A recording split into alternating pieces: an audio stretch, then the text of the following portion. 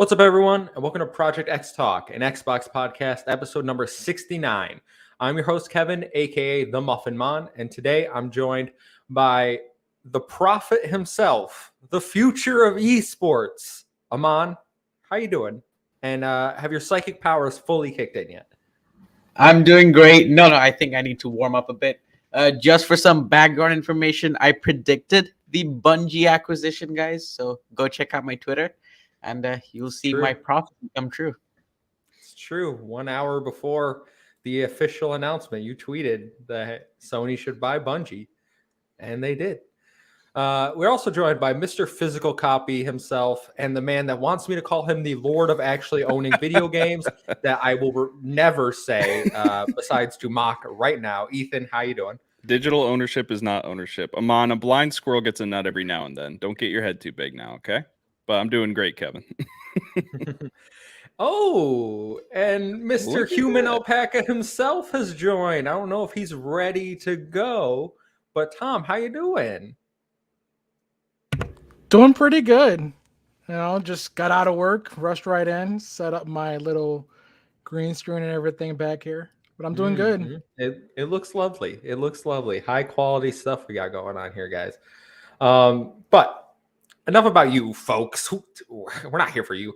We're here because we do a podcast every Thursday at 5 p.m. Eastern Time right here on YouTube live. So make sure, if you want to chat with us, come over, hang out. If you can't catch it live, we post every Friday morning at 9 a.m. Eastern Time at podcast services around the globe.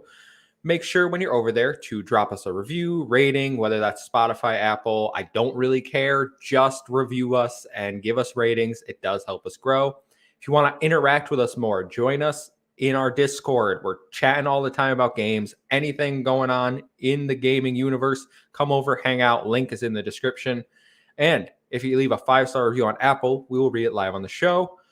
For those that don't know, we have a Patreon. And if you support us at any tier, you get a Patreon shout out and early access to all our content. So thank you, Bucky Blue, for supporting our show. Now that housekeeping's out of the way, guys, time to get into what you playing. So every week I go around the room and ask one simple question. That question is, what you playing? So I'm going to start with Aman because I think he's the only one not playing what we're all going to talk about. Yep, I'm the only one not playing what you guys are going to talk about. But I have been playing a shit ton of games. Mass Effect Legendary Edition. I want to talk about that first. Phenomenal game. Mass Effect 1 is already like on my top 3 of all time. I'm like, I think 80% of the way through. I'm like at that Pharaoh's planet. I just beat like Matriarch Benazia. So I'm loving that game. Absolutely phenomenal. The plot is just amazing. The RPG elements, fantastic. Top 3 of all time already, and I'm only like 80% done. I gave Paparazzi a shot. Dropped it after like 15 minutes. I don't know how you guys play that game. I don't know how you guys enjoy that game. It's like taking pictures of puppies. Grow up, guys. Come on. Grow up. What is wrong with you? Hold on. We're stopping. Pause. Taking one from the Lords. Don't you come in here talking all that nonsense about paparazzi. Ethan, get him. Oh, it's Paparazzi is an instant classic. The gameplay is how perfection. Is it an instant? Look, it's a bit jank. All right, we can all come to an agreement that it's a bit jank. All right, but there's something so special about the gameplay loop in that. It just keeps you engaged, and it's an easy 100%. So I love those. Easy 100%, like 3 hours. Yeah, I dropped it after like 15 minutes. What else did I play? Oh yeah, I got into Destiny. Because like I had that entire prophecy in my head. I'm like, Sony's gonna acquire them. Let me get all I can get out of this game on Xbox. So yeah, I got into Destiny. A couple of my friends, we started grinding it out before Witch Queen comes out. So yeah, that's all I've been playing. Are you liking Destiny too? It's a fun game with friends. That's all I can say. It's pretty fun. I played listen, man. I played Destiny 1 for like 3,000 hours, and I played Destiny 2 for like a decent amount. I dropped it pretty quick. Like I did the campaign, and I didn't like Destiny 2 compared to Destiny 1. I think they changed a lot of the stuff that kept me engaged. I hadn't really gotten into Destiny 1, so I can't really say much about it. But yeah, we beat the main campaign. We're like halfway through the Beyond Light one right at the moment. Trying to get that done before the Witch Queen. And yeah, it's a fun game. It's fun. Cool. That's the point of video games, entertainment. Did not expect you to start playing Destiny. All right, guys. You did not expect me to predict Sony buying Bungie either. That's also factual. I'm gonna head on over to Ethan, which I think is about to kickstart a big conversation. But before we get into the big talking point, are there games you guys are playing that you want to talk about first? Because otherwise, I want to go into the big conversation. I have some games. Okay. Yeah, you go, Tom. All right. So I wanted to finish a lot more of the games that I have like just started forever ago. I don't think I was here last week, right? It's been like 2 weeks now. So I finally beat Jedi Fallen Order. This is a game that I started. Wow. I started this game well beyond like probably like 6 months ago, and I just stopped. It's just something I do with games. I get bored, and I'm just, I had my fill. I'm not coming back to this. Decided to come back to it. Finished through the game. Love the combat. I love the exploration factor of this. Like they really nailed like the Dark Souls interconnected worlds feel with it. But what I hated was the ending. And shortly after this, the story broke that, like they're coming up with Jedi Fallen Order 2 pretty much. I was like, oh, okay, please fix that ending. Like, how are you going to... This game's old enough, but I'm not going to spoil it still. It's you're faced with a big villain and you're like, cool, I get to fight this guy. And then, no, you just run away, and then it's upsetting because you're like, you're a big bad Jedi. You should be able to fight this guy, but showing the power differential between both characters, it actually has me a little hyped for the next one to see what our boy Cal can pull out, assuming that we even play as him the next one. And besides that, maybe we'll see. Besides that, the only other game I've been playing is Far Cry 6. I finally beat this game after such a long time. Prior to this, I've only finished like one of the regions of the game, and I was like, okay, I had my fill of the game as well. Jumped back in and actually finished the campaign entirely, and the story of this game and the ending of this game was amazing, and the ending was shocking like any other Far Cry game possible. It's not as shocking as Far Cry 5 with nuclear apocalypse type of deal, and it turns out the bad guy was actually right. Who would have thunk it? But it was really good, and I don't want to say too much about it, but this game really drives like a whole revolution. Like you're part of it. Did I skip? Yeah, you froze. Did you at least hear me? No, I didn't. No. I mean, it was just like the last sentence, so it wasn't a big deal. Okay, well, gist of it, love the game. Giancarlo Esposito should have definitely won an award for the character. I'm surprised he didn't. Now Agreed, looking back 100%. at the VGAs, but yeah. Besides that, I got no additional game there besides the one we're going to talk about. Ethan, do you have any other games to talk about? I gotta look at the name and read it. It is called Taiko no Tatsujin, the Drum Master. This one dropped on Game Pass, I think, a few days ago, maybe 4 days ago. And it's basically like an arcade-style drum game where you only need to use 2 buttons and you follow a bunch of music. It's a lot of anime music, Bandai Namco property game music, like Tales of Arise battle music, like I was saying. And it's really, really fun. It's very addicting, and it gets you sweating because you have to hold your controller funny and just quickly press buttons. So why do you have to hold your controller funny? Well, because like basically the only buttons you use are X and B on the controller. So I have it sideways, holding it like this, just like pressing the buttons. That's There's interesting. Like no other gameplay but that. That's basically the gist of it. So you just have to keep practicing. So this is where I pull out the trap card. I played this game this morning. Really? Yeah. Downloaded it, played it, played the Tales of Rise battle music. Hell yeah. You can use way more buttons than you that. can, but it's like in reality, you need to just find the 2 buttons that are your sweet spot. It's interesting you go with X and B because I go with A and B because like I can just roll my thumb. For Exactly, me, that's like what I did. It was too when far I do otherwise. X and B, I can have both thumbs on each button and I hold the controller sideways and I just sit there like I'm holding a joystick. Yeah, And but that then for some reason that just works best. but for the big ones, you gotta like hit both at the same time, you know? I don't even go for harder, extreme difficulty. It's ridiculous. Oh, I'm on normal. You get the big ones I on stick normal. to easy and normal. Hmm. Yeah. Well, I will say the Tales of Arise battle song is hard. It's really like It's hard, but it's so nice hearing it. And then yeah, once you get the beat down, it feels so good actually playing it. Yeah, it's super. I did not expect it to be as challenging because I got 100% on the I did the Dragon Ball Z theme song and I got 100% on that one. I was like, normal's gonna be easy. And I go to Tales of Rise. I'm like, this is hard. My thumb can't keep up with this right now. Try the Megalovania music. That one is absolutely insane. I've been able to beat normal, and I've tried hard probably 5 times on Megalovania. Not happening. What I like about this game too is it seems to be just handing me achievements for basically nothing. You could go into different options menus and it just gives you a 5-point achievement. I know. I got like 3 achievements for just learning how to play the game. I was like, all right, thank you. I read some text. Like I'm down with this. But apart from that, guys, we're gonna talk about a game, and it is not an Xbox game. It's a Nintendo game. And it is Pokemon Legends Arceus. And I believe that's how you say Arceus. I've heard other people say Arceus and all. I'm pretty sure it's Arceus. Yeah.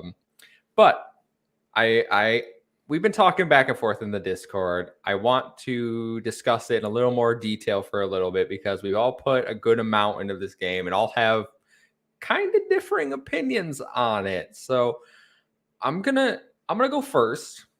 Because I did beat the game. I beat the main story, and I got as far as I'm going in the end game because, excuse me, I got to the end game boss fight, which is basically 3 steps. It's like a trainer fight, a boss battle, and then a second form boss battle. And I was like, this is ridiculous. First of all, because I get through the trainer battle, and I got like 3 Pokemon left alive, and then I get murdered. So I'm not grinding to beat this. Like I know what happens. I know legit, like, okay, I'm gonna do this, and then I'm gonna go with this, and then I have to complete the Pokedex to carry on. Like, but my overall thoughts on this game is that I think it's a step in the right direction. I think that they made a lot of improvements to the Pokemon formula overall. I just don't think they nailed it for me. I know everyone, like lots of people love this game. Me personally, I don't think that everything hits the way it should. I don't like catching multiples of the same Pokemon. I have never done that in a single game. I catch one, and if I run into you again, I'm running away. Like I'm not wasting my time catching you. I'm not wasting my time fighting you. And in this game, I feel like you have to catch them, or you have to fight them, or like you just have to do research challenges, which I think is what is kind of bringing down my enjoyment. Is that in order to get more stars, I have to complete research pages, and to do research pages, I have to do those specific tasks. Or like I know there's tons of them to do, but I don't want to do any of them is the problem. Like I've caught that Pokemon, I don't want to interact with it anymore. Like you're dead to me once I caught you. Once you're in my bank, you're gone. And I think the open world is great. I love this. This is a fantastic addition. I want them to keep this for every other Pokemon. And I will say, I love the transversal in this game. The riding on Weirdeer, the flying on Braviary. It's so cool to just run off a giant cliff, hit A, and then like turn into Braviary and just fly around the map. Like that is awesome. I think that's a really great addition. I'm down with that. The game for me, the last 8 hours were the most enjoyable parts. The story goes off the rails. It gets really good, like for JRPG as Pokemon, like it gets good. So I really enjoyed my last 8 hours with it. I think the distortions is a cool thing where you go in and you just get to hunt all these Pokemon randomly spawning, and it let Porygon be in the game, which is dope because he's from the future. So the only thing I don't really like research tasks, and I think the side quests are very poor. The side quests are basically just fetch quests, like go get me this Pokemon or go get me the same Pokemon 3 different times because they have 3 different forms, which didn't know that. Burmy, you can go screw yourself. I hate you, you dumb Pokemon. My lord. Yeah, I mean, that's my overall thoughts. I think it's good, not great. I don't really agree with the 85 Metacritic. I think it'll be a little lower for me, but I understand why people like this game. So I'm gonna open it up. Which one of you wants to go first and tell me why I'm wrong? I mean, I can go first because I think I probably have the most positive things to say about this. So I do want to start with what I don't like about the game so far, just because I like to end on good notes. First of all, graphics. I mean, it's pretty bland. The worldscape around you is really bland, and graphics are not. They're probably the lowest bar for me. Like, I don't necessarily care about graphics as long as there's good gameplay, and especially with Nintendo games, I don't go into it looking for a crazy graphical experience. And then also when it's docked, when my Switch is docked, the game chugs.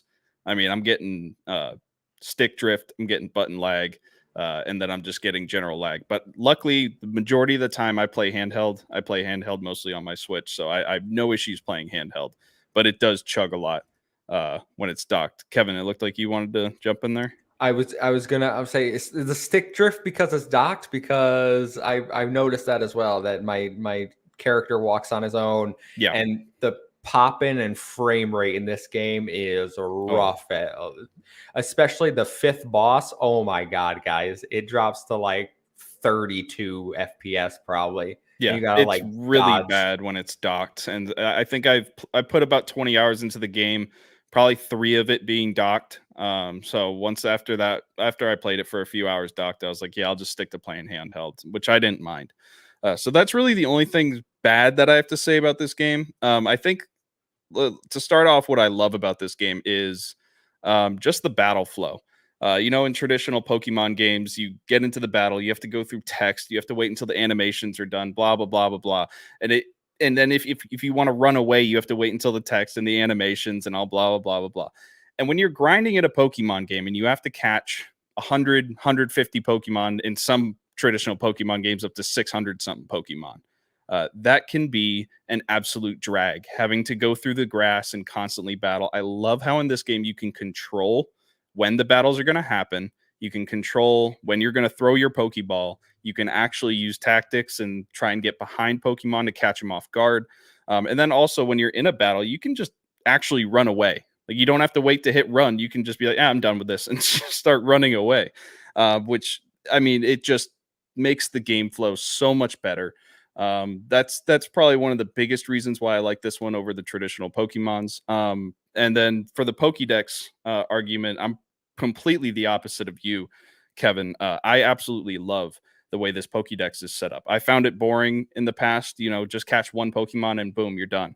I like how this Pokédex kind of forces you to experiment with the Pokemon, use different move types, actually fight with them so that you can evolve them, and actually use it. It makes you feel like you're actually a Pokemon researcher out there and doing something real to actually get your Pokédex upgraded. So I really enjoy that. It can be difficult at times. I do agree with what you guys were saying in the Discord a couple days ago, how it can get really tedious if, like, for one of my Pokemon, you need a certain move, but I have to level it up 5 more times. So I just go out and I catch 25 of them just to force the Pokédex entry. That can get a little grindy, but ultimately, I absolutely love it. That's what I've been focusing on mostly, is doing Pokédex entries. I haven't left the second area. And then just the fact that it's so different from the norm. I mean, Pokemon games to me have been stale for a very, very long time. It's about time they kind of changed up the formula. Game Freak, I think, did a really good job for what they have. I mean, they've never worked on a game like this before. They've never done an open world, and they pretty much stuck to a formula for decades. So I'm really happy with the product that we have. And you look back at all the Pokemon games that broke from the formula, and they were very successful. You look at Red Rescue Team, Blue Rescue Team. You look at Pokemon Go. I didn't like Pokemon Go, but I know tons of people did. What's that? Mystery dungeon. Anything that differentiates from the norm for me, I absolutely enjoy. Not to say that I don't like normal Pokemon games, but I like it when they change things up.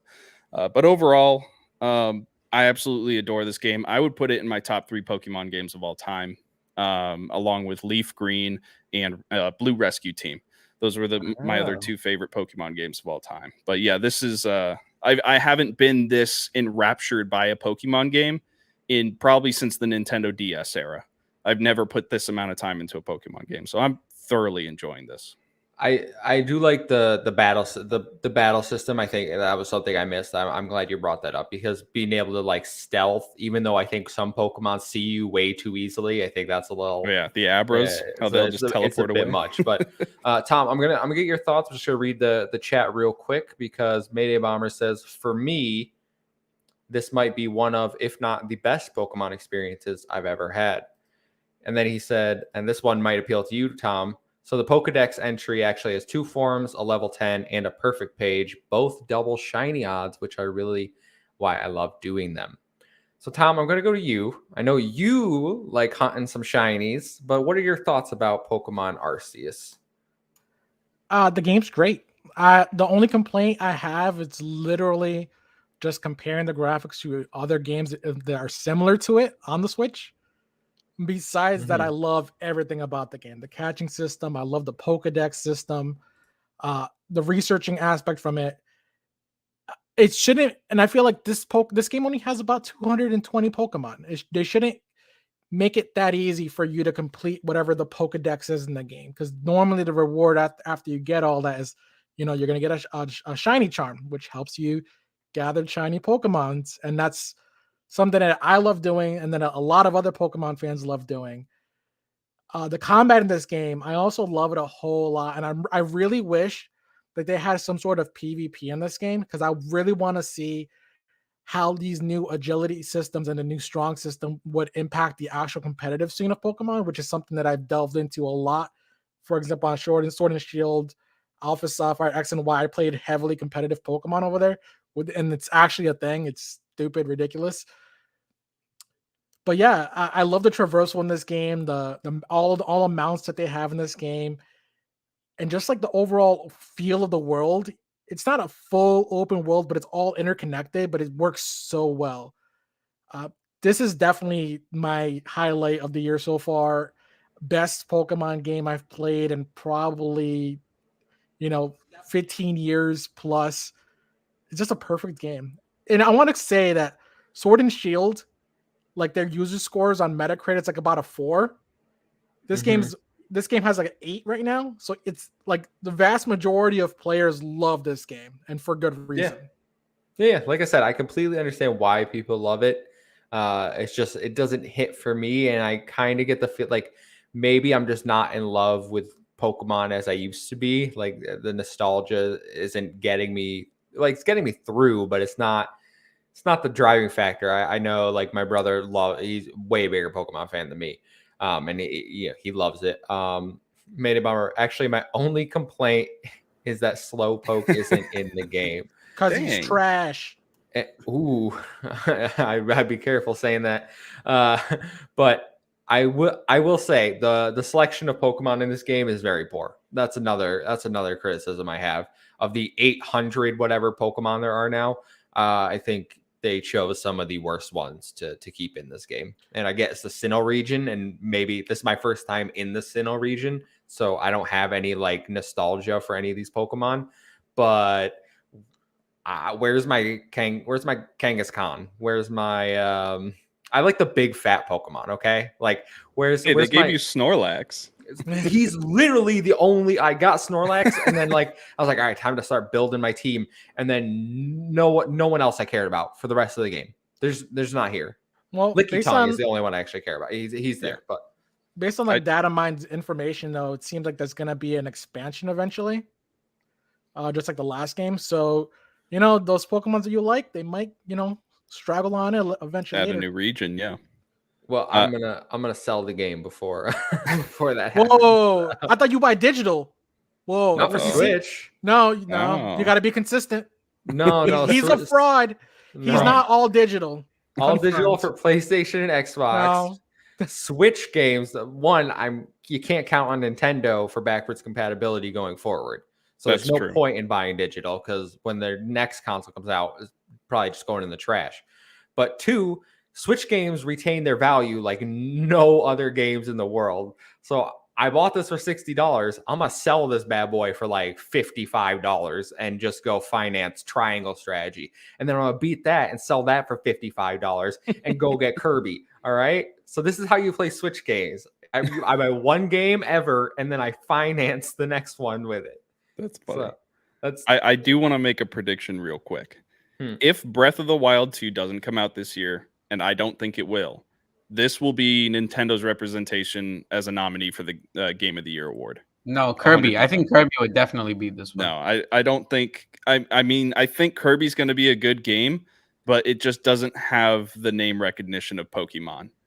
And you know, Pokemon is a flagship franchise of Nintendo. Yeah, you can argue Kirby might be, but Kirby is definitely second tier to things like Pokemon and Zelda and Mario. So I fully believe this will be Nintendo's nominee for Game of the Year, like Metroid Dread was last year. Yeah, like Metroid Dread was, and it had no chance of winning, and this will have no chance of winning against whatever it's up against. But you got to have a Nintendo title up there. One other thing I noticed about this game is that they completely messed up Arcanine's design. No, he looks dope, man. No, What's wrong with it looks terrible. Come on. Arcanine was so cool. They did not need to change him. Yeah, some Like of the my favorite design Pokemon are the choices cat Pokemon. questionable. So Luxray, Arcanine, they're my favorite Pokemon, but come on, they really messed this design up. If there's one Pokemon I hate in this game is Luxray. I hate this Pokemon. He is Why? He looks so cool. He's so annoying. Leave me alone, you stupid Pokemon. My God. They attack you no matter what. I hate it. Yeah, he's so annoying. I got these dope cards with my pre-orders. I don't know if you probably can't see them, but I'm keeping these. When I resell, I'm not giving those back. So I'm gonna sell it. I'm gonna sell it. You got to be consistent, Kevin. Come on. Sell the entire package.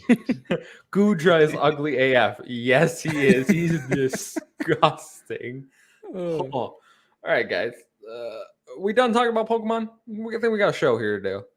Yeah. What do you think? We have to talk about Xbox at some point, but we're not going to talk about Xbox next. Time to go talk about anything but Xbox on our Xbox podcast.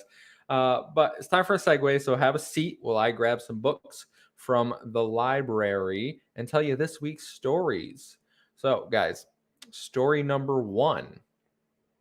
PlayStation is acquiring Bungie. I'm pulling from the PlayStation blog where President and CEO Jim Ryan states, quote, "Today I'm happy to announce Bungie will be joining the PlayStation family. First off, I want to be very clear to the community that Bungie will remain an independent and multi-platform studio and publisher.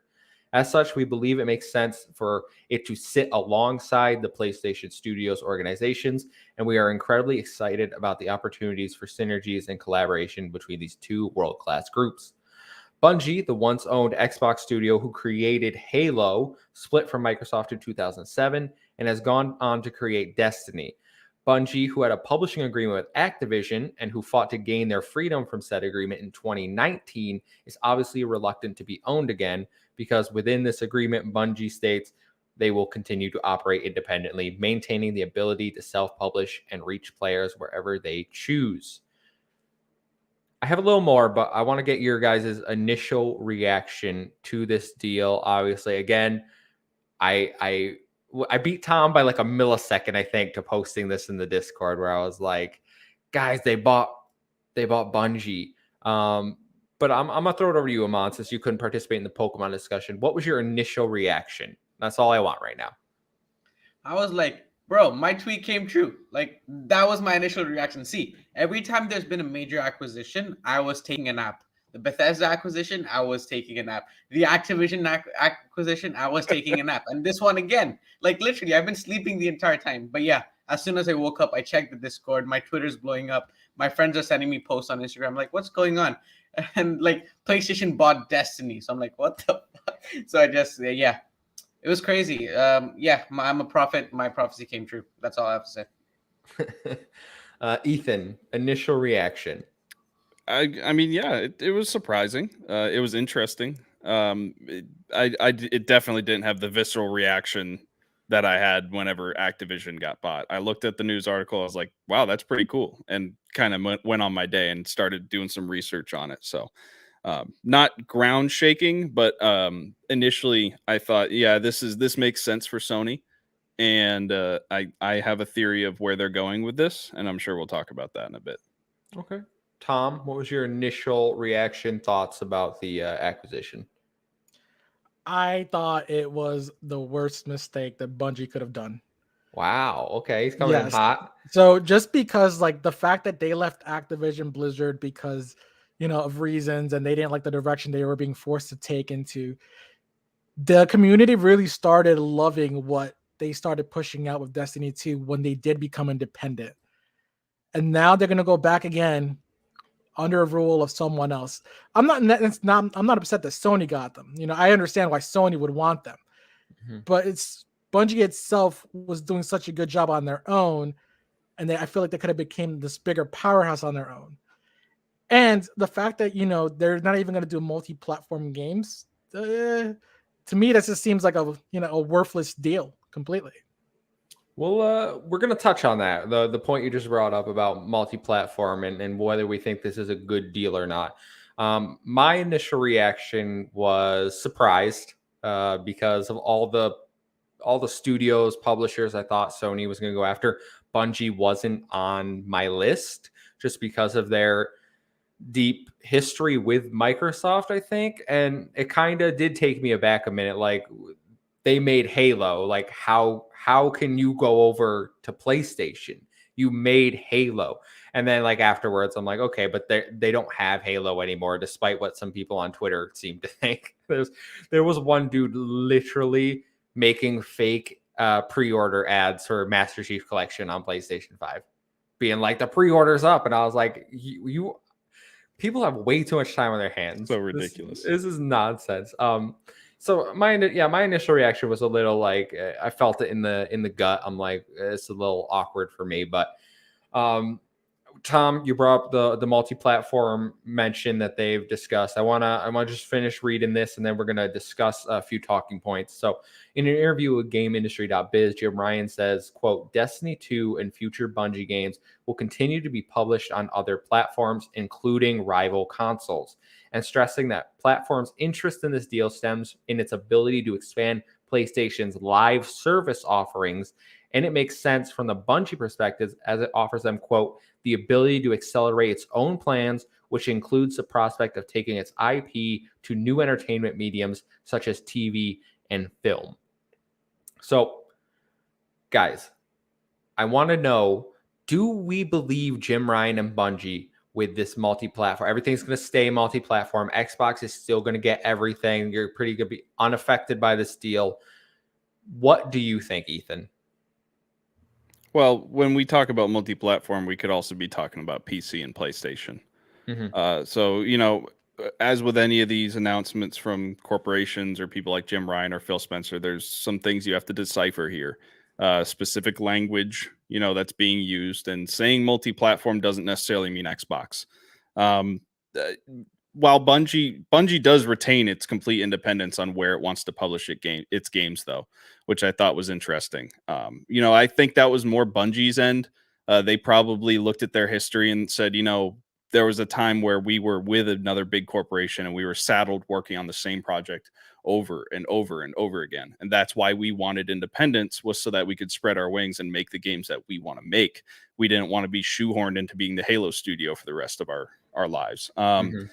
And, so I think that probably factored into the decision to keep them independent. Sony probably approached them, or they approached Sony and said, hey, we're up for sale. You want to buy us, but we're not going to make it just for Sony, and you guys aren't going to tell us what we make. To your point about with the live service games, that's definitely an area where Sony is lacking. And I have a whole theory about how this is going to factor into how they market Spartacus. Because do you want me to get into it now? Because it might be a bit. or do you have some other things to talk about? No, you could keep. I'm gonna go around the room, ask everyone, Yeah. what they think about this deal in more depth about the multi-platform Yeah. TV, live service stuff. So if you want, you can have your time right now, and then we're gonna keep going. Yeah. So while Bungie may very well continue to make games for Xbox, I think any of its live service games in the future, or maybe first-person shooter multiplayer experiences, they are going to be attached to this Spartacus subscription. I do not see Sony ever releasing its first-party IPs like God of War, like Horizon, like Spider-Man on whatever subscription service they have day and date. I don't see them doing that. So I think what they're going to try and do is turn Spartacus into a platform where you can go into live service games and multiplayer games like that. And that's how they're going to sell it, along with a backlog of old games and putting their first-party games on there after X amount of months or something like that. And this does round out their portfolio of what they can do. And they're not just buying Destiny. They're not just buying the new IP Bungie is working on. They're buying the knowledge of this development studio on how to run a proper live service game and how to make first-person shooters. That is Bungie's bread and butter, is live service and first-person shooters. So this is a targeted acquisition. I think Sony understands they can't stack up against Microsoft when it comes to doing brute force acquisitions like they've been doing. They cannot drop the amount and I know Amon sent something in the Discord about how they had 10 billion allocated to acquisitions, and I think they're going to use that 10 billion to really do pinpoint buys of studios that can kind of fill out their portfolio. So this is definitely continuing with that trend. But yeah, that's what I think they're going to do with this. I don't think it's going to change really for us, but you know how there's so many games coming to Game Pass where we can just download it day one and people on PlayStation have to buy it. I think it's going to be the opposite with some of the live service games and first-person shooters moving forward as they acquire more studios like that.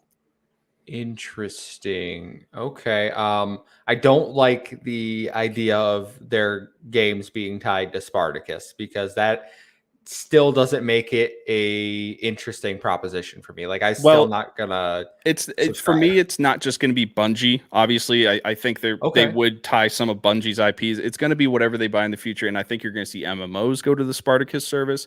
You're going to see games like Sea of Thieves or like Grounded that are constantly being upgraded and updated on their live service games, multiplayer heavy games like maybe Battlefield. Stuff like that. I don't think Battlefield would do that.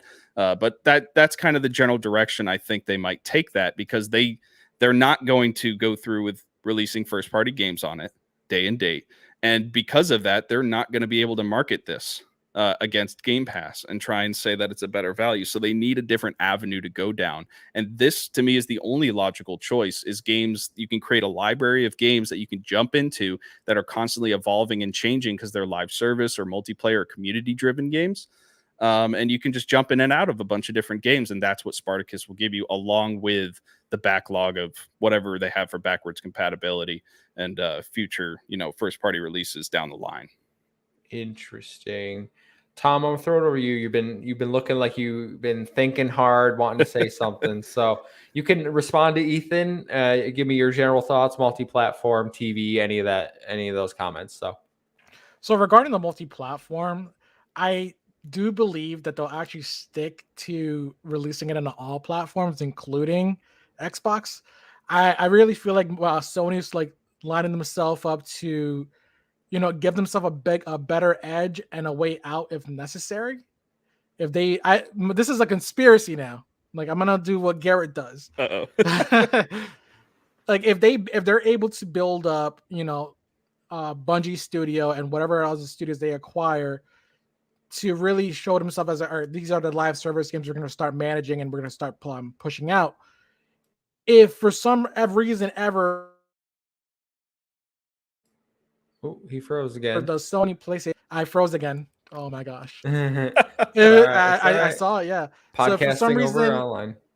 For some reason, like the Sony PlayStation, ceased to become like super profitable for them, and like let's say Xbox really takes off. This can easily be like, all right, this is our backup plan. We set up a good alignment here to, really get a good backing and probably become like the next Epic Games, which is worth billions of dollars. And they do really good live service games of like Fortnite, for example. And I think it'd be smart. I don't think putting all your eggs in one basket is, the best thing to do. So Sony expanding outward and still reaching the audiences they need to, I think it's a smart approach. Okay. So you would you say this is a good deal? No, I think 3 billion is way too much for it. But Ignoring the money, ignoring the money part. I think for what it's a good deal for Bungie. Okay. It's a good deal Okay. for Bungie. Aman, what are your thoughts on everything?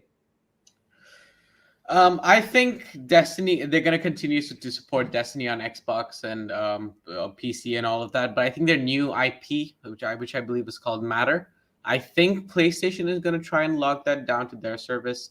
Again, they Jim Ryan did say that they want like at least 10 live service games out by 2026, and I think that is one of them. And I think he will benefit with a few of them being, exclusive to Xbox. I think similar to the Bethesda deal.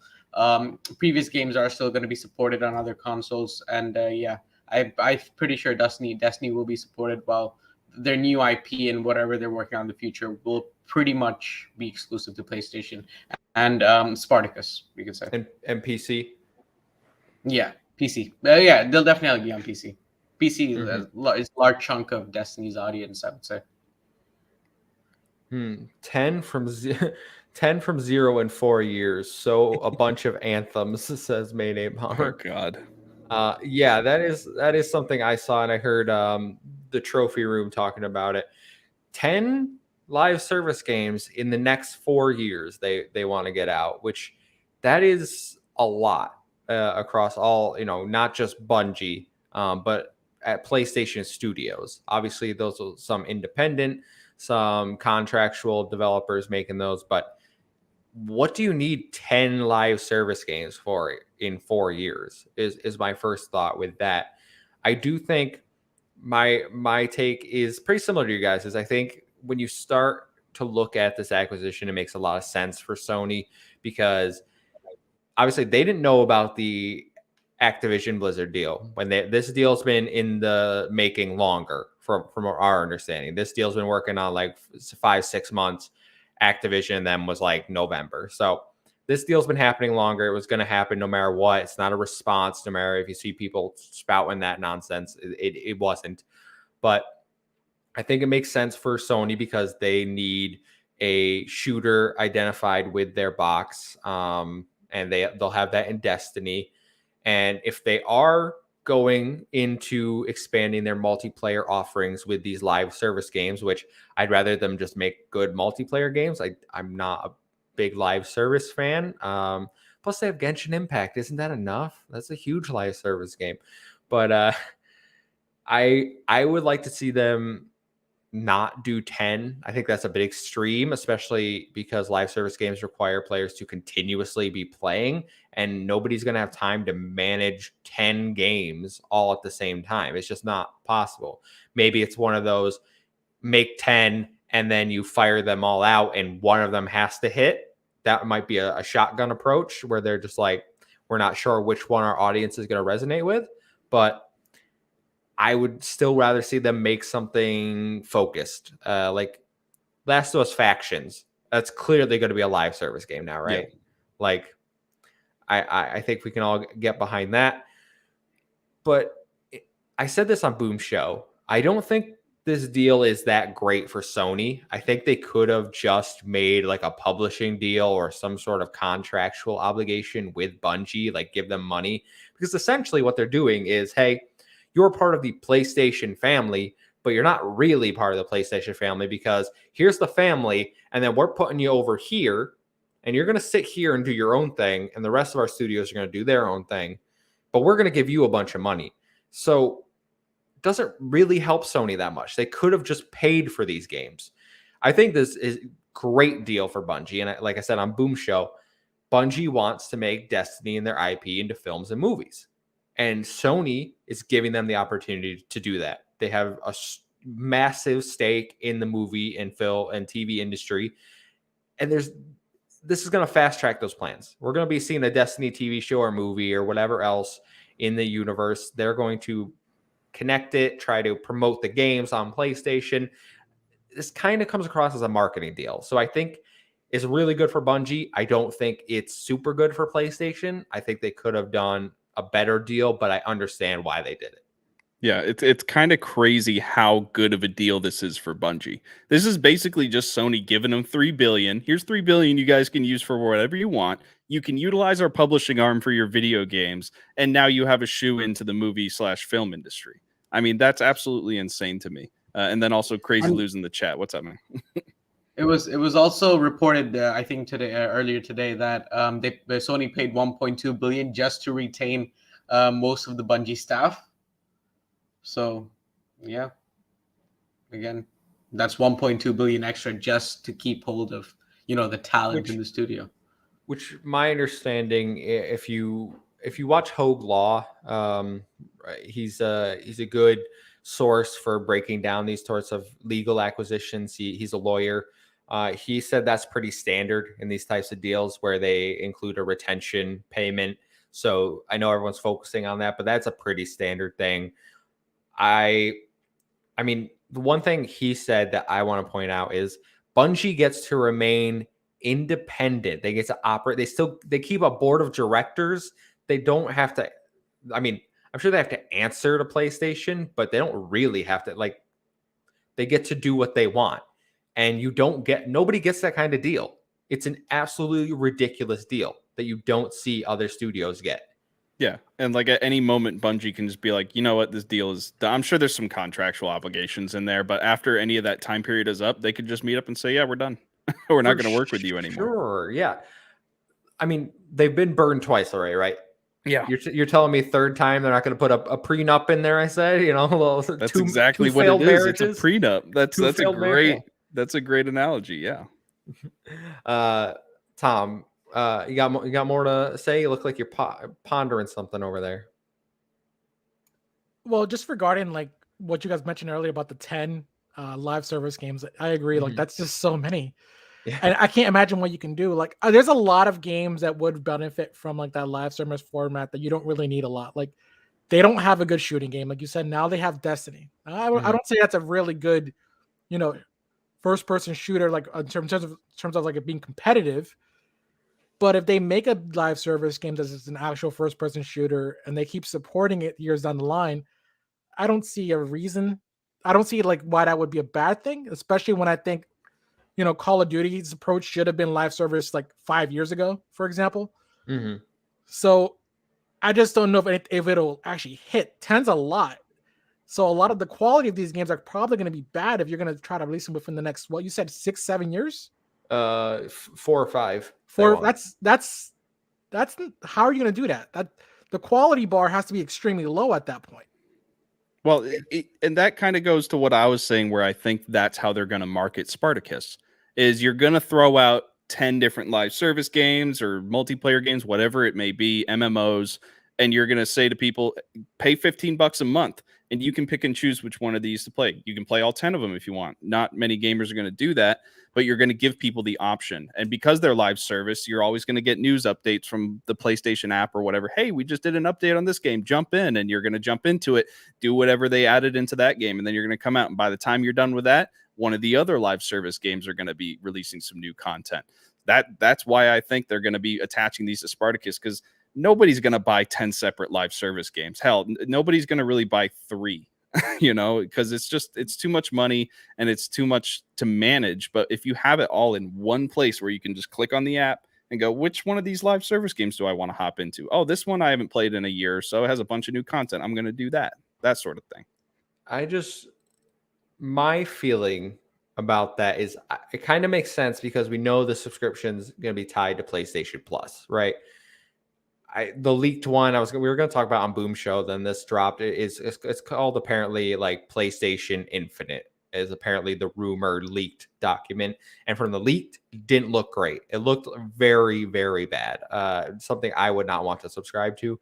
If they throw these live service games in there, I still don't think that is enough of an offering for most players to want to play. If they wanted a live service game, they have a super successful one on their platform already, like I mentioned, in Genshin Impact. That is a console exclusive to PlayStation. You can play it on PC and mobile, but console-wise, it is exclusive to PlayStation. If you're going to acquire someone that has a super successful live service game, why don't you just go buy MiHoYo? Like, is that not on the table? I understand there are Chinese don't have the developers, money to but buy MiHoYo, though. I You think know. they definitely have the money to buy MiHoYo. There's no way. I mean, oh, and Final Fantasy 14, Mayday Bomber says they have 2 very successful live service games then. Like, I just don't get what their thinking is. They have exclusivity. They're getting all the split revenue when people buy those games, even though Genshin's free to play. But most live service games are free to play anyway, right? So what would be the point, as you said, in putting them with a subscription service? Because they could already be free to play. Yeah, I think it's just like exposure. I mean, the ease of access of being able to go on an app and see a list of games that you can jump into, because I mean, most people, if they're not part of a live service community, they're probably never going to be a part of that live service community. Like, it's very rare for a live service game to be going on for X amount of years and have a ton of new players. We saw Sea of Thieves do it, but that's because they had, a huge crossover with Disney. You have to do something astronomical like that to bring in new players when you're 5 years old or 4 years old. But if you put everything in one place and people can constantly be perusing that library, you're going to get a whole lot more exposure to all of these different games, and people are going to be able to just say, I'm going to jump into this one. Oh, I'm going to play this MMO for a while, and people can get hooked that way. Aman, you've been keeping quiet over there. You got any more thoughts on the deal? Yeah, again, 10 games is a lot to release in 4 years. I mean, yeah, we know Naughty Dog is working on the Last of Us Factions game. Guerrilla's working on a multiplayer game. But I think by live service, they also might just mean like games with multiplayer modes. That could potentially count as one of the 10 live service games. But yeah, 10 in 4 years, that's a crazy amount. I don't think they're actually going to do that. Do we really think they're going to do 10 live service games in 4 years? No, I can't even name 10. I can't even name 10 live service games right now. It might just be integrated into their what's it called? Single player games. Like the next Uncharted might have like a live service, like in multiplayer mode, like how Uncharted 2 did. Mm-hmm. I kind of have a crazy theory, and I just want to throw this out here. What if Sony goes to the dark side and becomes a bad guy and starts talking about a metaverse type deal with a bunch of live service games? I know that's probably not what's going to happen. Haven't you seen the stock price drop like crazy apparently for the metaverse stuff? Yeah, it's bad. It's not the future of video games. Neither are NFTs. But I mean, we've seen companies just ignorantly continue to push this narrative, and they get canceled every time. Is Sony going to make that same mistake saying we're going to do a metaverse because all these live service games are with us now and it's all connected? I don't know. That's just a random theory. Hopefully not. I want them to be successful as much as they can. Mm-hmm. Yeah, for sure. Yeah. I think Aman brought up a good point that these could just be multiplayer modes inside single player games. I think I wasn't thinking about that. I think that is probably a more realistic route that they will take. Because then they get to sell their $70 single player game. And if you want more, you can play the live service multiplayer aspect of it. So, but would you consider that live service? Like, we don't consider Halo Infinite multiplayer live service, even though it's free. Yeah, for sure. Yeah, we do. For sure, we do. Yeah. How is it any different than, let's say, the multiplayer in Halo Reach? I mean, that's a live service game too. You get cosmetic. I don't know. So I wouldn't say that either. So for me, live service is just something that I feel like it has to be something that's progressively updating for years and years. Yeah, so Halo Infinite exactly, that's their roadmap. Halo Infinite does have that 10-year plan. Yeah, Halo Reaches, I wouldn't even consider that. It's like if they do a live service game, it's because they're going to continue to support this one game for 5 years, 6 years down the line. Mm-hmm. Yeah, but then it's interesting to kind of decipher the language here, because there was a time where we considered that just DLCs. I mean, Bethesda would release probably around 6-7 DLCs for years after one of their major games came out. We never considered them live service, even though they were constantly updating and releasing new content. But that wasn't like cosmetic stuff and PvP stuff, was it?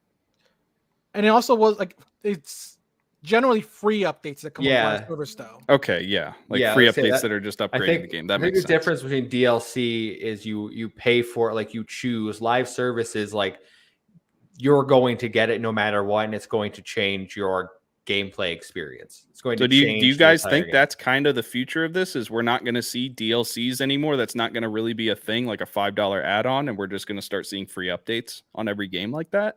Because that I would think be we're seeing interesting. both. I think we're seeing both because people are like, look at Halo, look at that DLC shop, and then they're Yeah. still going to give us free updates. So I think they want to keep you engaged with the free content, but then also have the ability to make more money with DLC microtransactions. Right.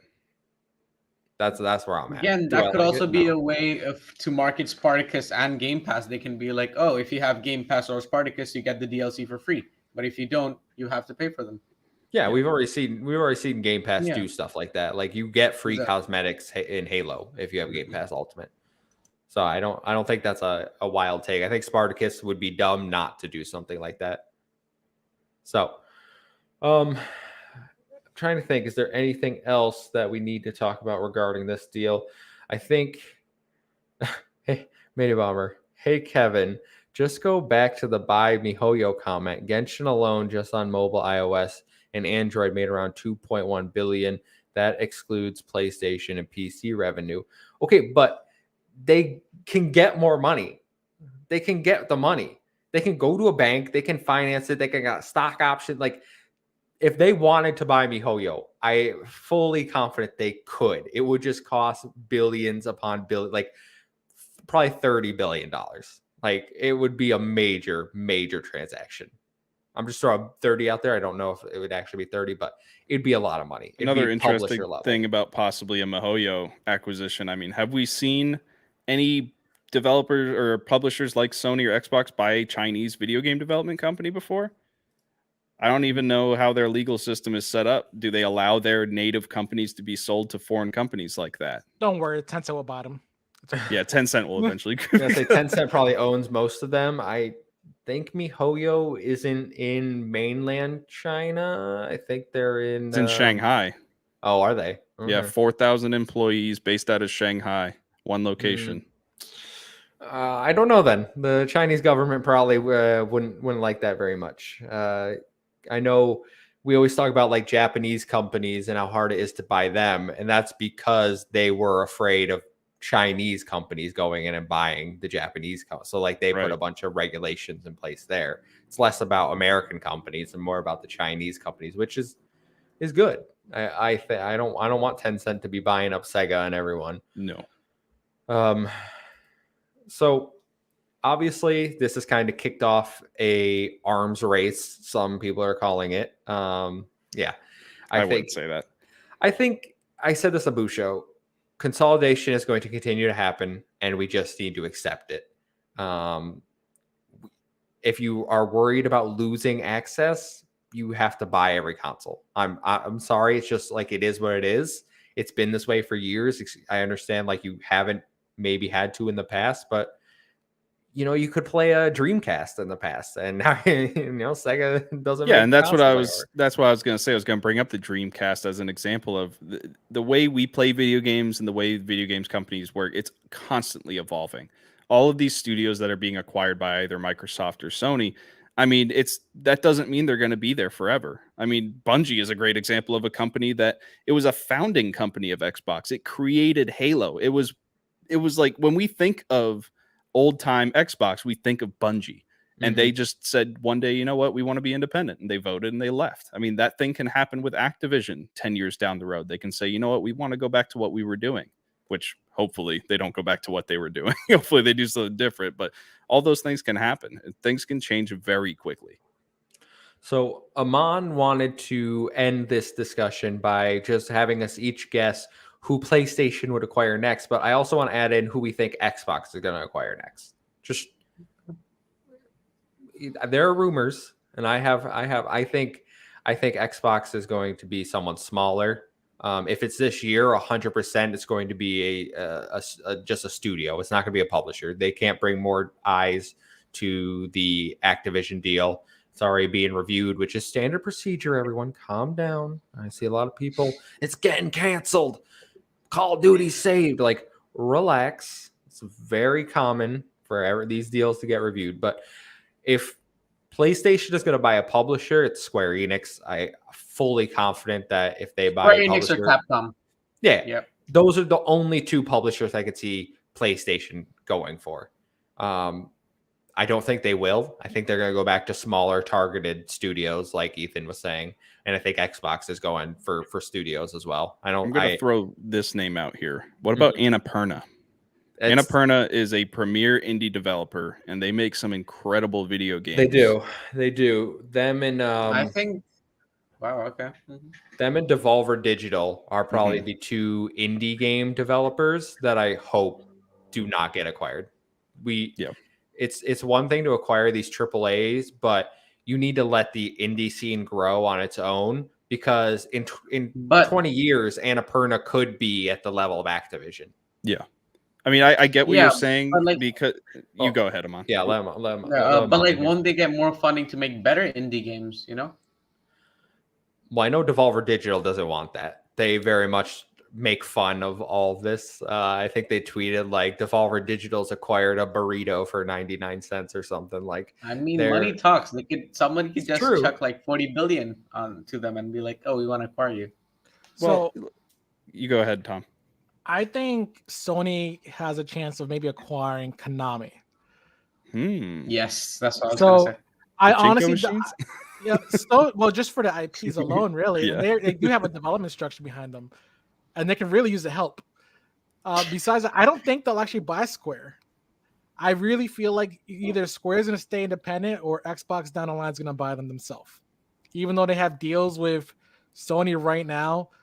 Just because, they're probably already both on the table throwing deals out there. If Sony only has 10 billion in negotiating money, Microsoft has more money to throw around, and there's no way that no one's talking to Square right now. They know there's talks, like both companies know that Square is like targeted right now. I mean, I think you could say that for most companies. Like, you saw the stock prices shoot through the roof of all these other publishers. Yeah. So it's kind of like who's next, and both have said this isn't the end, so we know there's going to be more. I just think right now it's studios are more likely than publishers, just because they don't want to stir any more government feathers. But I doubt this is the last publisher we see acquired from either of them. And I think Sony is kind of setting a precedent here, where they're saying they're not going to take games away. Whether that happens remains to be seen. They can obviously change their mind or be like, we meant PC. But like, if they set the precedent that if they buy these publishers and then they keep games on Xbox, I think Xbox needs to do the same. I think it's only fair. Yeah. I mean, it's fair, but I mean, it's not good for business. That's the thing. It'd be bad for PR, though. For PR, but I mean, we thought buying Bethesda and making exclusive would be bad for PR, and it was for a little bit. But I mean, we're out of the weeds with that. But I do want to quickly go back onto the indie acquisition and what you guys were talking about. Yes, I do agree that the indie scene needs to grow by itself. What if we see a deal that's not unlike this Bungie deal, where they maintain independence? I'm looking at Thunderful Group right now, one of the biggest indie publishing arms out there. Made the gunk. Yeah, made the gunk. It made a bunch of other. They didn't make it. Did they make it? They published it. But they published it. Replaced is, I think they're publishing too. Yeah, and Thunderful Group has been out there. They have their big showcase every year, showing off a bunch of indie games. I mean, I could see a cool $10 billion deal here, where either Microsoft or Sony goes in and says, "Hey, you guys can maintain independence. You're indie developers. We want to keep that actual indie scene. We don't want to turn you into AAA studios. You guys just keep making games, and we'll use our publishing arm for you." So, just something to think about. But will they then be indie anymore? No, they're no longer indie. Technically, no. But if they maintain independence, I would still look at them as an indie publisher. I don't know. Not too much financial backing. Yeah, I was gonna say they got the financial backing of Microsoft. I think I bet you those indie studios would welcome the billions. All right. Oh no, for sure they would. No, I'm just saying, you can't say they're indie at that point. Yeah, I guess you couldn't. But.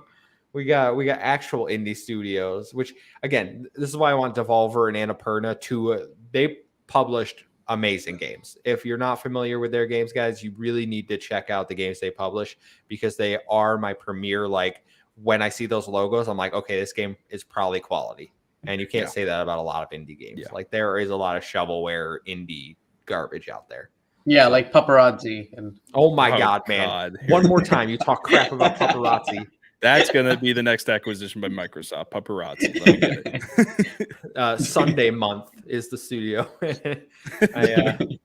I think they made. Did they make Cat Lateral Damage? It sounds like it's up their alley. Okay, Yeah, I was I gonna have say, another like- crazy acquisition who course you Sony do. might acquire next. I think Sony will go ahead and acquire Innersloth, the developers of Among Us. That'd be a weird acquisition. No, I think it would benefit Sony in a way, wouldn't it? Having Among Us exclusive on PlayStation. It would definitely mean, it's already they on would not Xbox, take so- it away. They would not take it away. Yeah. No. Yeah. But it would make them quite a lot of money, wouldn't it?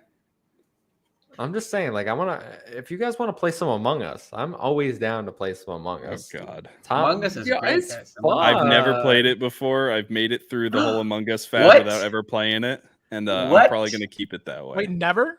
Never Never? touched Oh. We it. got dude. oh my God, we got to play Among Us with you. It's like Yeah. download it. It's like it's on Game Pass. It's like 300 megabytes. All right, just All like right, you know what? This weekend we'll play some Among Us. Yes. Yeah, we should try to get some people for like Sunday night or something. Play some Yeah. Among Us. Some community members come out. Yeah, I'd play after this podcast if we're being real. Like I'd play some Among Us Oh tonight. no, but- I have to watch Peacekeeper, and I got Boba Fett to watch right after this too. Oh, okay. Oh, have fun with Boba Fett. Right, Boba guys, Fett. Oh if- my God. Yo, Okay, yeah. Lou, Again, I Lou. think Xbox's next acquisitions are gonna be either Sega or Bandai Namco. No, Sega's no. going to Xbox if Sega gets acquired for sure. Sega or Bandai Namco, and PlayStation is either Square Enix or Capcom. Man, That's- I don't know. Hope Again, I point not. back to there's been talks about these companies buying these giant Japanese studios, and it's never panned out. yeah. It's I hard mean, for they me could to just believe have that's they happening. could just do it through Tango. Xbox can just do it through Tango. So Tango technically acquires.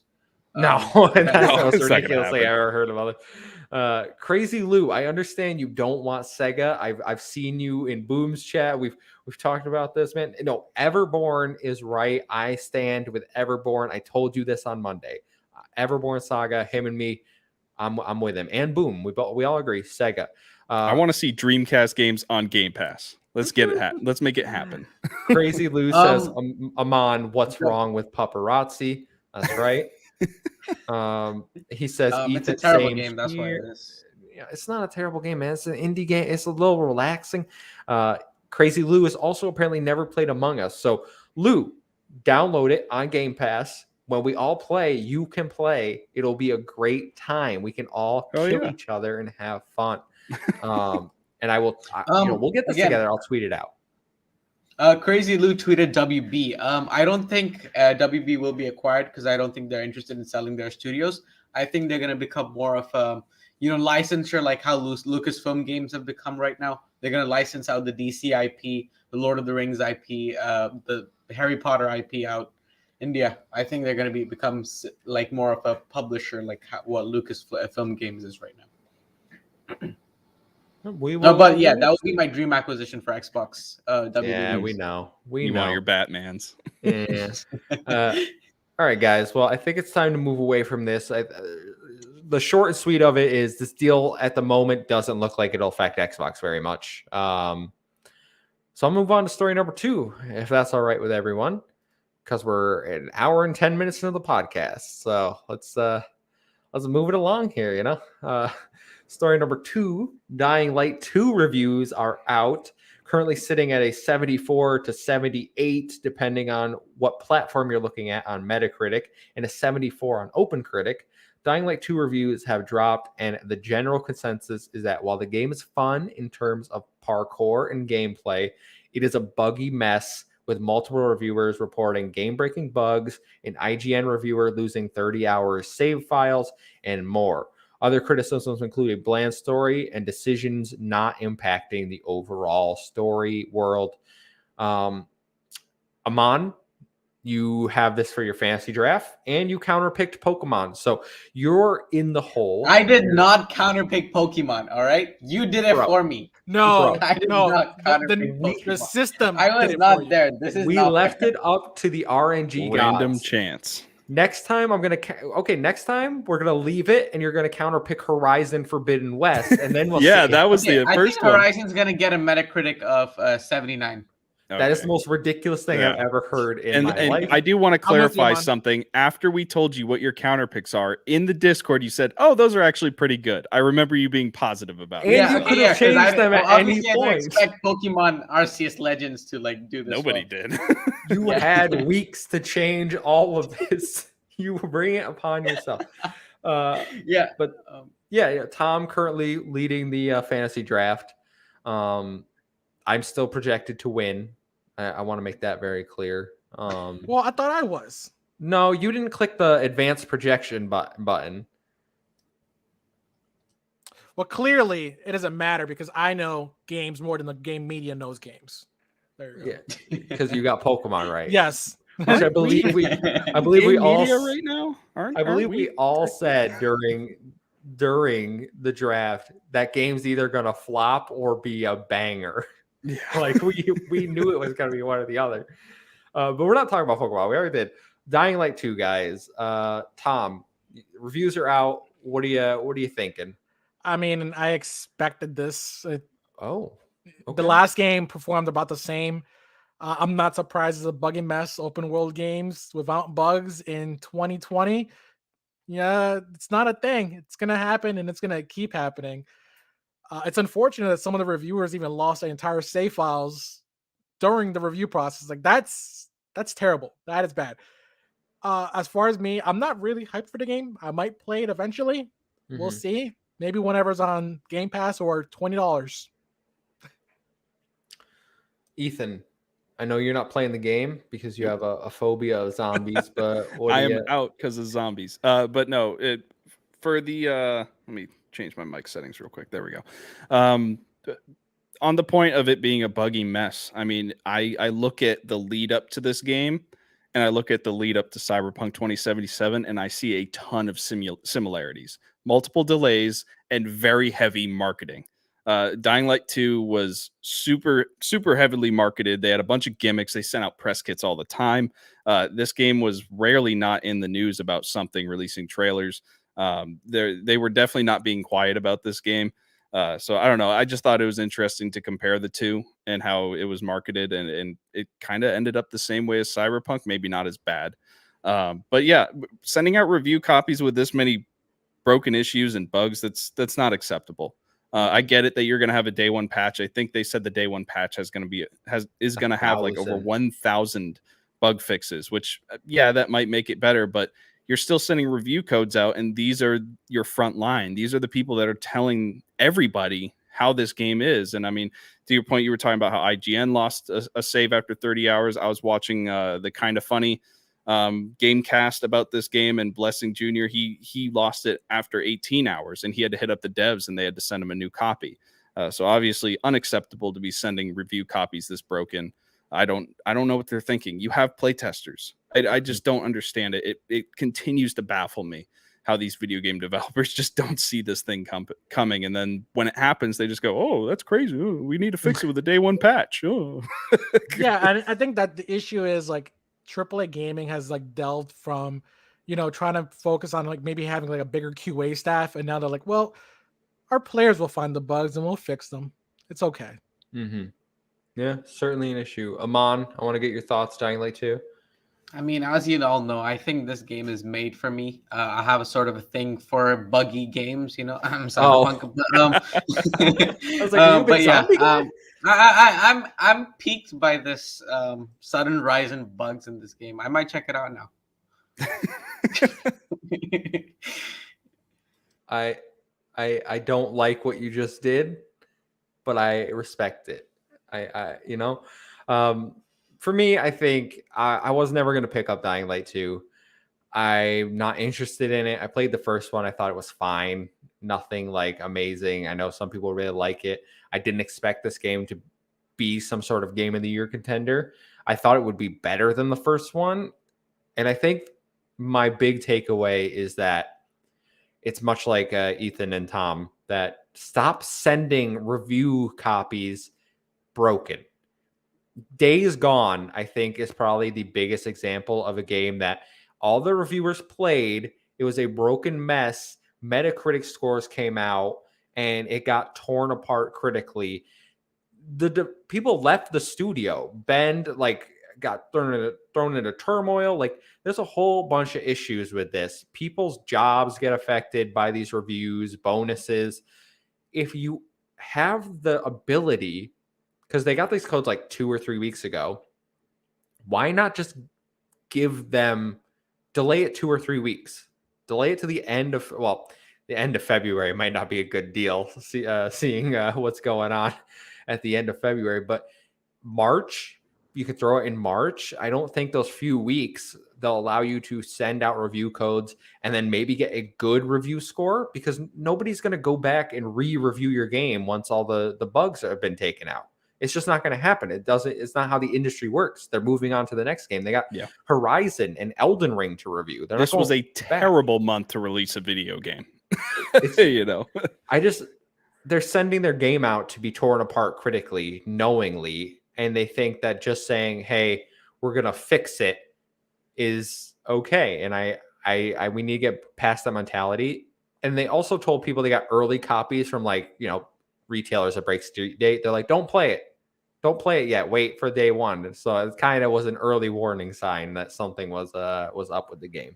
And it's really unfortunate, because from what I hear, for the positives of the game, people are saying that it really built upon that parkour aspect that made the first game so popular. I mean, I was watching gameplay of it, and it looked so fun, jumping rooftop to rooftop, all the different stuff you could use to do parkour. And then from what I heard, also the combat was fun and the different branching choices. And it seems like such a missed opportunity. You had it all in your hands and you let it go away because of a foolish decision not to wait a couple more weeks. Yeah, the parkour is probably the best part of the first game.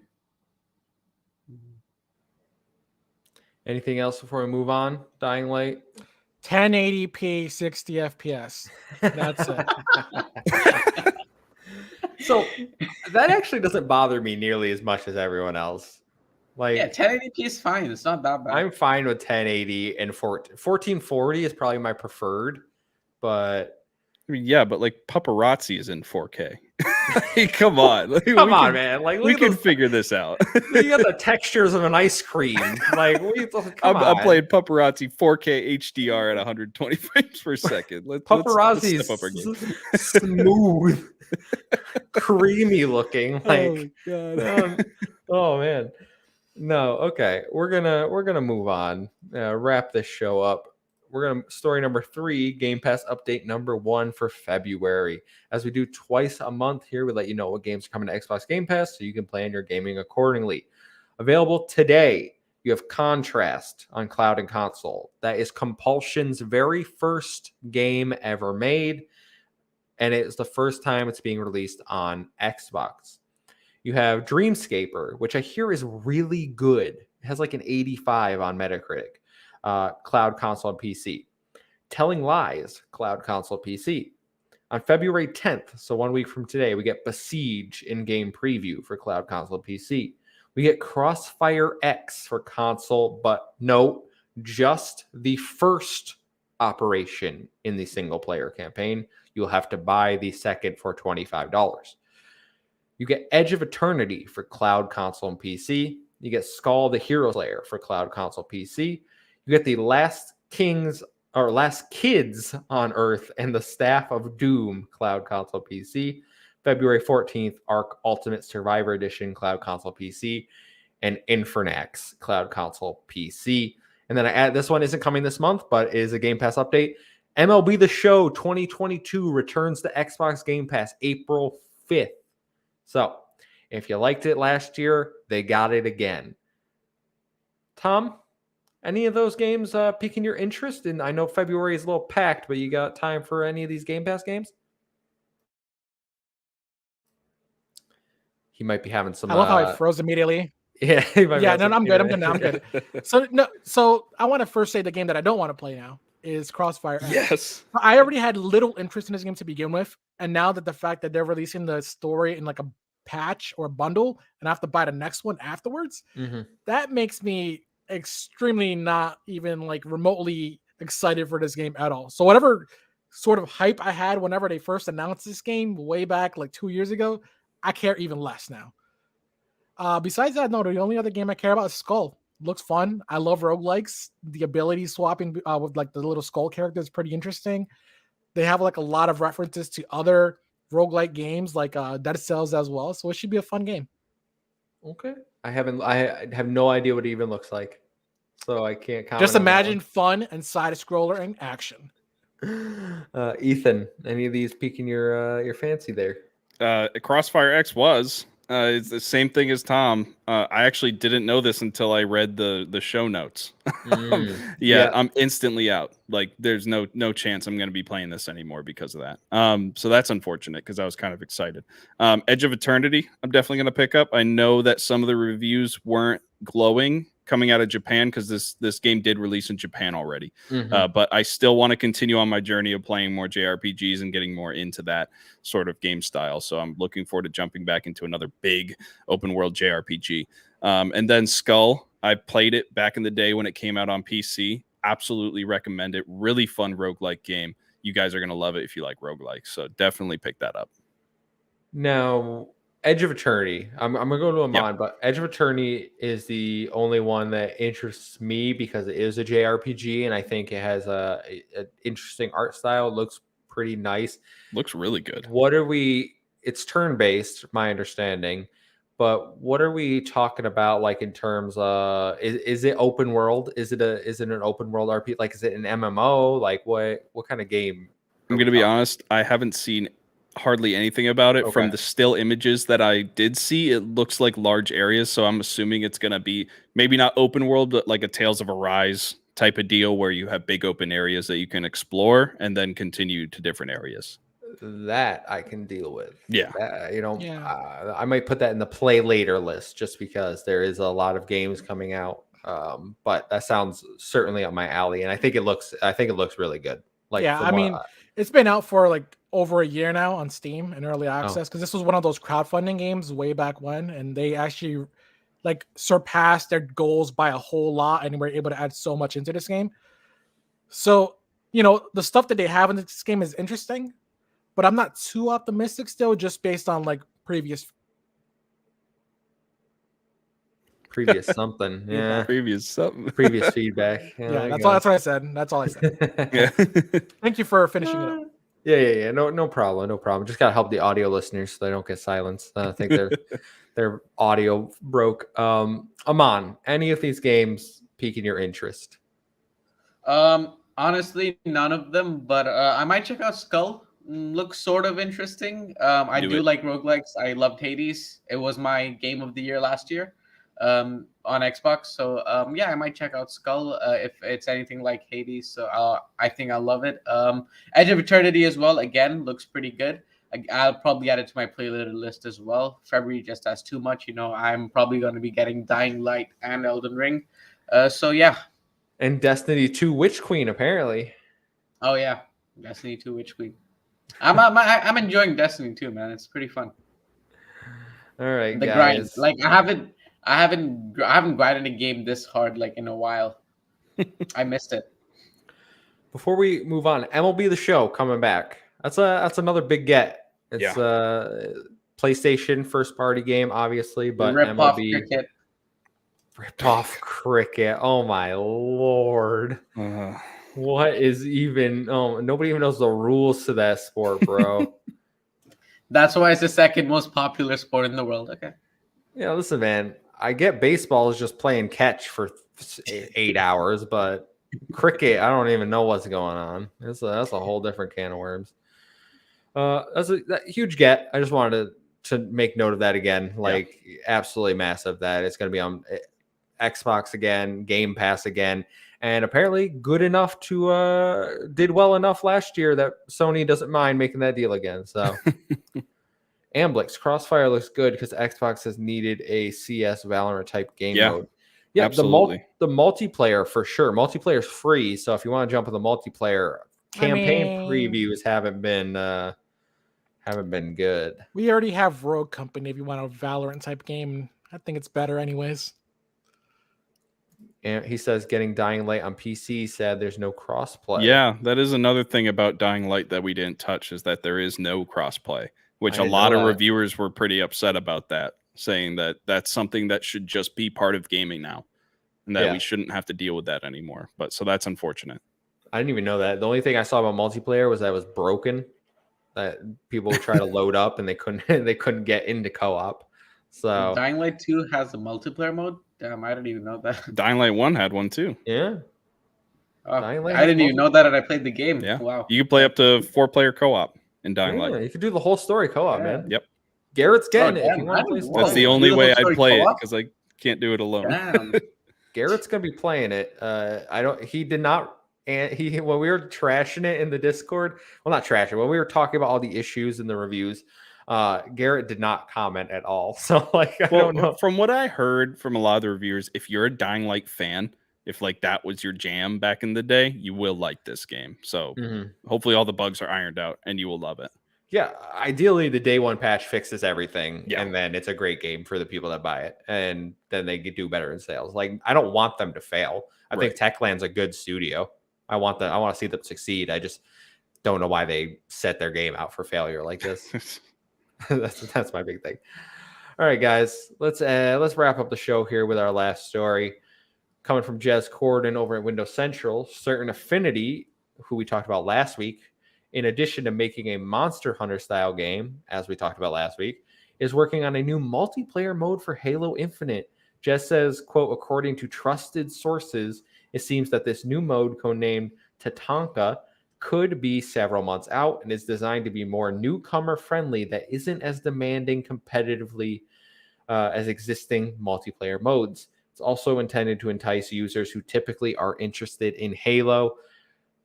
Reading those sentences, I think it's a battle royale, and that makes me sad.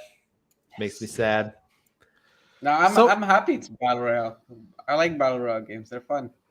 I agree with you, Amon. Like I would love this to be a battle royale, but I don't think that this is it just yet. I know that they're working on one for sure. They have to be working on a battle royale. They'd be stupid not to. Yeah. But when I hear casual, I think like, what's a casual game that a Halo player might like that, is really not good at the game? Griffball. Exactly. I was going to say Griffball. They'll bring like Griffball or just some other random like game mode, like Infection. We're bringing back Infection. Like a custom games playlist. Fall Guys Infinite. Yeah. So like I mean, I don't play. Get out of here, Amon. I don't play battle royale games. So for those of you that do, I want to know from the outside looking in at battle royale gameplay, whether it be Warzone or Fortnite, it doesn't seem like it's not competitive. It seems very competitive, these battle royale games. So I mean, with using the language like casual, non-competitive, I don't think of battle royale. So for those of you that do play battle royale, would you say it's more casual than an arena style type of playlist that we see in Halo and Call of Duty? I think it's casual in the sense that whenever I play, I'm normally grouping up with my friends. We don't take it seriously. We just jump in. We're not really in there. We don't go in with like a win mentality. It's like, let's go in and just have some fun, get a couple kills, and just do it again. Exactly. That's exactly my thought, Tom. Is I think of casual when I think of battle royale because chances are you're going to load in and die real quick, but then you're just going to load right back up and you back in it. Like it's not you're in there for 15 minutes fighting it out in a dog fight. Maybe you're getting slaughtered, like you're 2-16, 2-25 if you're Garrett. Damn, he's not here to defend himself. That's what I do. But like in battle royale, you really it doesn't. The people that are good at it, they're going to go in and be good at it, and they're going to go for the wins. But a lot of the players are literally just there to goof off and have fun and like see what they can do. Like they're not concerned with winning because only one person can win, and the chances of you winning are pretty slim. Yeah, that's probably why I look at it as competitive because most of the gameplay I'm exposed to is streamers and professional people that take it really seriously and who make money off of actually being good at the game. So I'd be down to jump into a Halo Battle Royale. I don't see how it would hurt the brand in any way. It's just going to add more content for people. Only Battle Royale I'm interested in is Fall Guys. Give me those crowns, baby. Got that Sonic outfit. Gotta go fast. It's a great game. I grinded like 20 crowns to get that Sonic outfit. Fall Guys fun, man. I love Fall Guys. People give it a bad rep, but I think it's great. Fall Guys and Among Us. I'm with you. God. Bringing it back. Let's go. Rewind. I remember around like last year when our podcast first started, Kevin used to shit on Among Us a lot. Really? I don't remember that. Kevin. Yeah, I'm pretty sure he said something against Among Us way back then. I thought he loved it. I thought he talked bad about Fall Guys because he like fell off of it towards the end. I'm pretty sure. No, someone on this podcast was talking shit about Garrett didn't like him. Garrett doesn't like Among Us. Yeah, okay. I know for a fact Garrett doesn't like Among Us. Even with Tom and I do like it. We played I love Xbox. Yeah, we had a fun time. I have a great game clip of me stabbing 3-bit in the back. I've seen that. It's great. Oh man. I'm gonna hit up Matt and be like, let's play Among Us. But that's all we got, guys. That's the show. I hope you liked it. If you can, please like the video here on YouTube, share it out, give us some more exposure on audio platforms. Please rate us, review us. It does help us grow. We're climbing up the charts slowly. I get some emails. We're doing pretty well in some indie video game podcast charts. So you guys are helping us. We appreciate you. And plugs. Ethan, where can they find you? You can find me at WhiteCedir1 on Twitter and Gravy3448 on Xbox. Tom, where can they find you? Twitter, Alpaca Tom, and Xbox, Way Too Greasy. Amon, where can they find you? You can find me on Twitter and Xbox at Amon M05. And you can find me at the Muffin Mon. It says 1 instead of an I and an O instead of an A. Follow us at Project XTalk. Stay up to date with all our latest videos. We're making daily content. And thank you for 300 subscribers, guys. I think we're over that now. But everyone that has subscribed in the last couple days, weeks, we appreciate you. We're going for 1,000. So thank you so much. We'll see you next Thursday. Goodbye. Bye. Peace.